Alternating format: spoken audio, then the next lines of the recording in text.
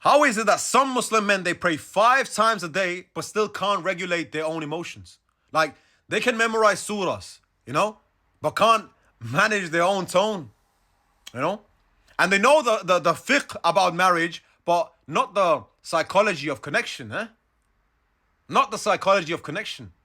A lot of men, they go around and they'll lecture about leadership, but go silent when a woman that they essentially have agreed to marry and be with just goes silent and starts breaking down in front of him, And the truth of the matter is, the neuroscience field has an answer to this type of fucking behavior.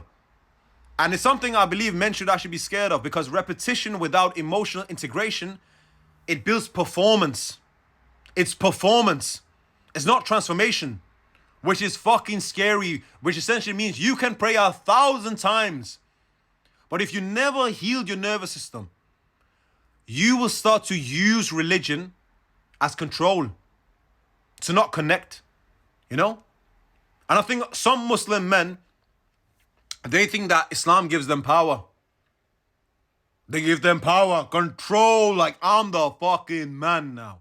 But the truth is that Islam demands us to take responsibility for any type of power. Do you understand? Not just in the mosque, not just around with our boys, not just wherever we are, but in our own homes, And how we handle disagreements, and how we treat our wife when nobody's rushing around, no one's there to say, oh, mashallah, akhi, mashallah, akhi, right? When no one's around to do that. And the truth of the matter is, we need to practice that softness with her.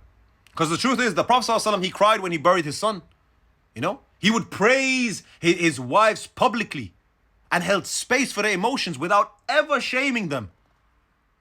So maybe our interpretation even of what Islam is has just been so misscrewed by this trauma, darkness, all this evil shit, and it's actually scary.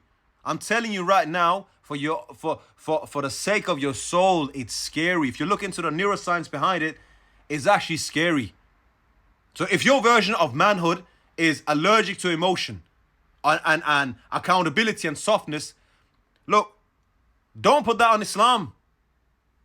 You just have an unhealed ego and you're just wearing a thobe. And you got a kufi on, that's it.